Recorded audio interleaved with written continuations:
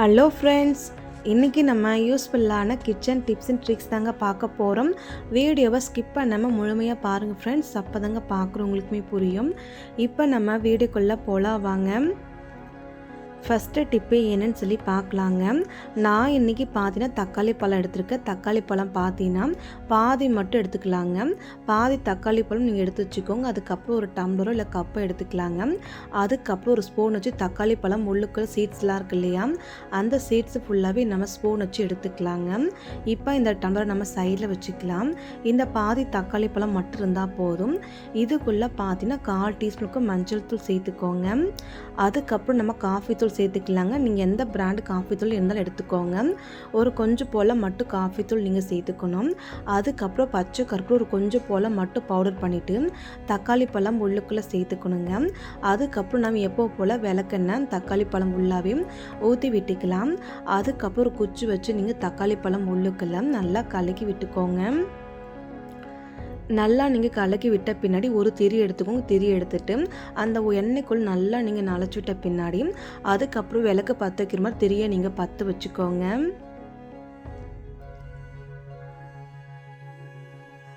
இப்போ பாருங்கள், தக்காளி பழம் உள்ளுக்குள்ளே திரி போட்டோம் இல்லையா, அதை நம்ம எப்பவும் போல் நம்ம பற்ற வச்சாச்சுங்க.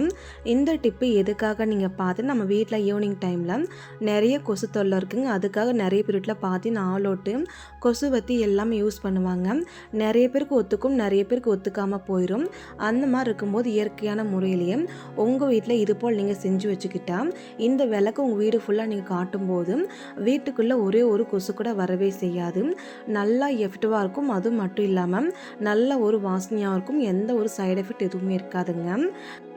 கண்டிப்பாக இந்த டிப்பு உங்களுக்கு ரொம்பவே யூஸ்ஃபுல்லாக இருக்கும். மறக்காமல் நீங்களுமே ஒரு வாட்டி ட்ரை பண்ணி பாருங்கள். இந்த டிப்ஸ் உங்களுக்கு பிடிச்சிருந்தா மறக்காமல் வீடியோக்கு லைக் பண்ணுங்கள். அடுத்த டிப்பு என்னன்னு சொல்லி பார்க்கலாங்க.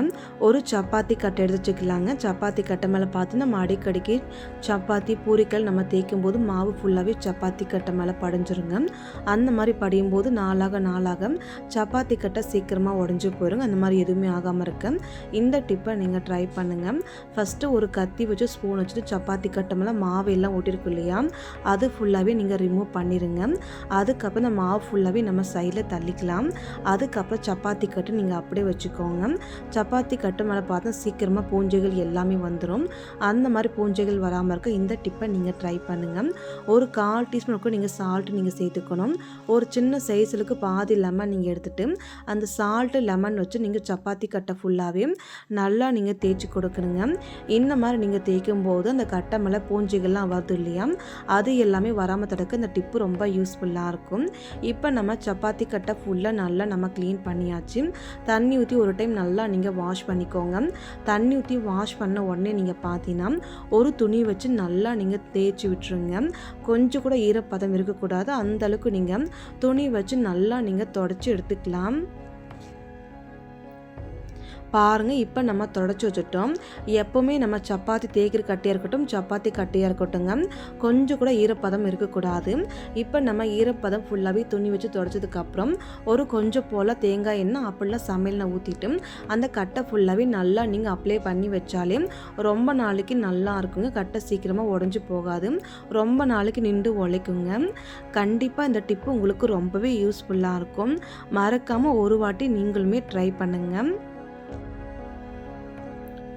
அடுத்த டிப்பு என்னன்னு சொல்லி பார்க்கலாம் வாங்க. நம்ம வீட்டு ஃப்ரிட்ஜுக்குள்ளே நீங்கள் பார்த்தீங்கன்னா மழை ஐஸ் கட்டி பிடிச்சிருக்குங்க. அதை க்ளீன் பண்ணுறது ரொம்ப கஷ்டமாக இருக்கும். அது மட்டும் இல்லாமல் நிறைய கரண்ட்டு பில்வே ஜாஸ்தியாக வருங்க. அந்த மாதிரி கரண்ட்டு பில் ஜாஸ்தியாக வராமல் இருக்க, ஃப்ரிட்ஜுக்குள்ளே ஐஸ் கட்டி வராமல் இருக்க இந்த டிப்பை நீங்கள் ஃபாலோ பண்ணாலே போதுங்க. அது எப்படின்னு சொல்லி பார்க்கலாம் வாங்க.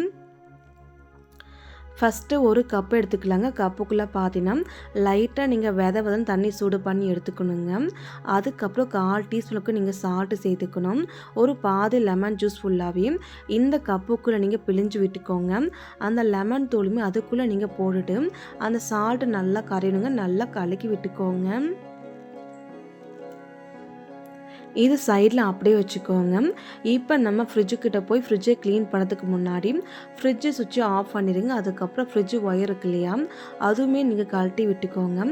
அப்போ தாங்க நம்ம சேஃபாக க்ளீன் பண்ண முடியும். இப்போ நம்ம ஃப்ரிட்ஜை ஓப்பன் பண்ணிக்கலாங்க.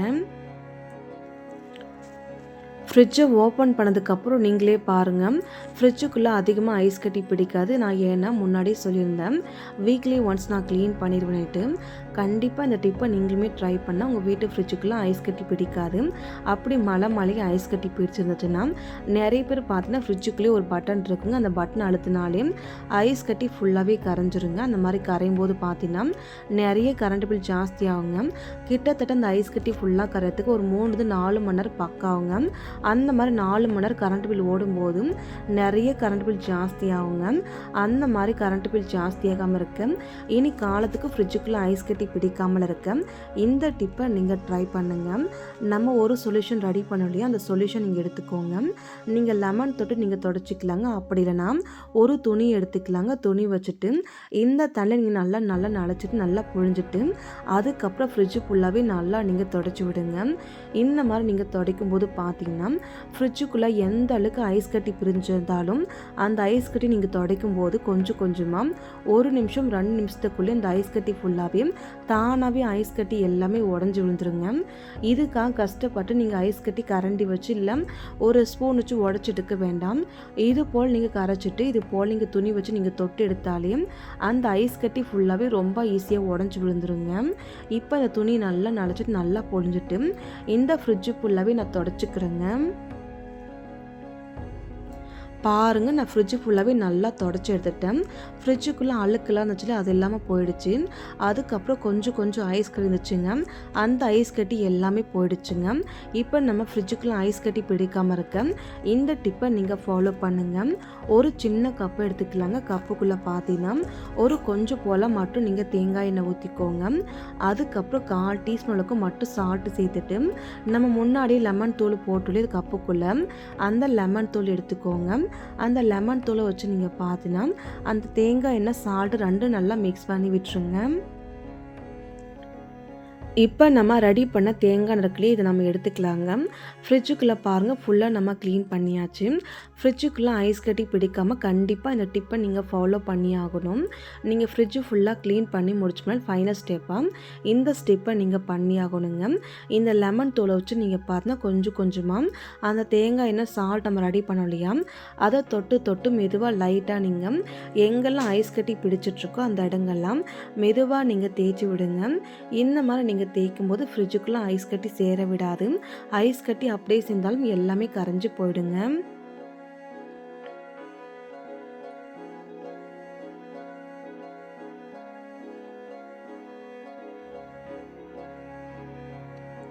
பாருங்கள், ஃப்ரிட்ஜு சைடில் கீழே எங்கெல்லாம் ஐஸ் கட்டி உங்களுக்கு அதிகமாக வருதோ அந்த இடங்கள்லாம் இந்த தேங்காய் எண்ணெய் நல்லா நீங்கள் தேய்ச்சி கொடுங்க. இந்த மாதிரி நீங்கள் தேய்ச்சதுக்கப்புறம் நிறைய பேர் என்ன பண்ணுறீங்கன்னு பார்த்தீங்கன்னா துணி வச்சு நீங்கள் தொடச்சி எடுத்துருவீங்க. இந்த ஸ்டெப்பை நீங்கள் பண்ணும்போது துணி வச்சு துடைக்கக்கூடாது, அப்படியே நீங்கள் விட்டுருணுங்க. அப்படியே நீங்கள் விட்டால் மட்டும்தாங்க ஃப்ரிட்ஜுக்குள்ளே ஐஸ் கட்டி பிடிக்காது. ஐஸ் கட்டி பிடிக்காமல் இருந்தாங்க கரண்ட் பில்லுமே ஜாஸ்தியாகாமல் இருக்கும்.